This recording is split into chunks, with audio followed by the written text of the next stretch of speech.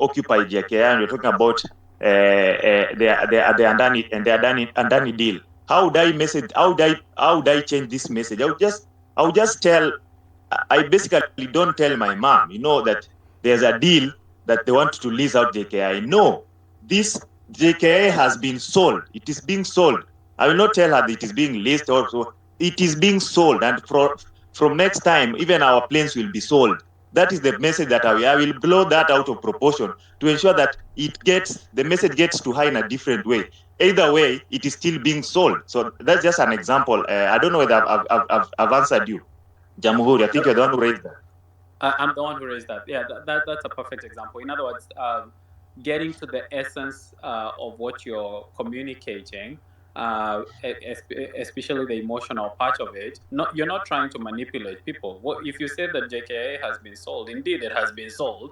For all intents and purposes, getting into the details of whether it's a lease for 30 years, those are details, but the essence of what has happened is that JKIA has been sold. So yes, I think that would be effective messaging.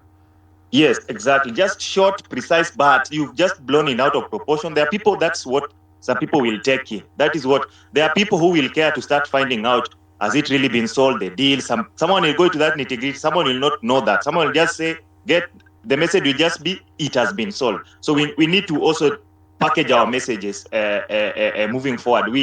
Yes, civic education, but we also need to blow things out of, that is politics. That is politics in itself. We need to learn these kind of things. So I will not talk so much, but thank you, Anyama, for giving me the mic. That's the way to go. Thanks. Not necessary, guys. Now we are at power. No, guys can actually engage each other respectfully, and we are growing each other. This is how now the conversation needs to go ahead, and we implement easy between you to now more. Thanks a lot. Expatriate.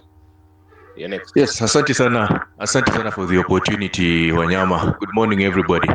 I hope all of you are doing well. Myself, I'm doing very well. I'm in the North Rift part of Kenya right now, mashinani kabisa.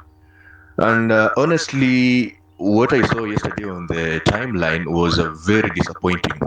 And it really shows that we need to do a lot of self-reflecting, all of us.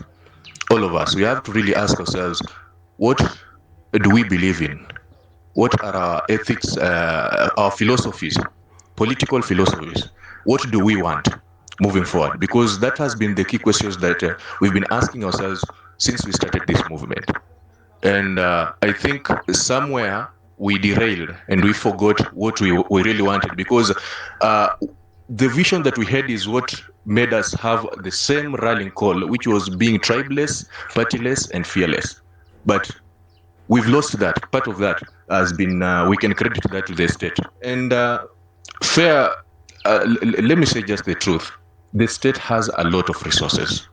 I agree with the real Joe when he said that the kind of mobilization that goes into a presidential visit is not a joke. Yani si mchezo, I'm telling you that, because I saw the same thing. I saw it in Mombasa, not Mombasa actually, but the rest of the coast when Ruto was going there. When he went to Murima, we saw the same. When he was in Eldoret, we saw the same. When he went to Kakamega, when he was doing Oparanya's homecoming, we saw the same. When he was at Malava, we saw the same. And we will still see the same wherever he goes. Trust me. So we have to recognize that when the president is visiting somewhere, there are people who go there for different reasons. There are people who go there.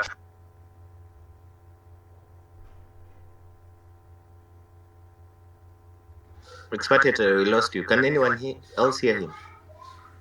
Joe, can you hear him? No, I can't hear him. Hi, Wanyama. Patriot, hello. We lost you for a second. Yes. Am I back? Am I audible? Yeah, now we can hear you. Okay. My next point was that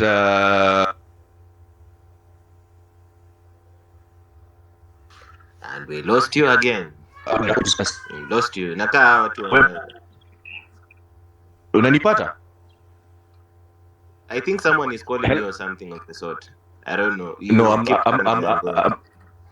Okay, there's someone who was calling me, but I did not receive. So my next point is, and I'll just complete with this one because I need to pick that call. The People's Committee, I think that is the best organization strategy that we have, because we've been leaking our information, we've been leaking all our strategies, and it has been used against us. Remember, the state still has resources even on this platform, and not everybody is on X. Remember that. So I think moving forward, we really need that People's Committee, because once we have that, we'll have an easier avenue to organize without exposing ourselves. So let us focus on how we can constitute that People's Assembly, a committee, and if it can help us move forward, I think we'll realize our dream. And our dream is a better Kenya, better governance. That's what everyone wants. Thank you. Thank you too. Well spoke.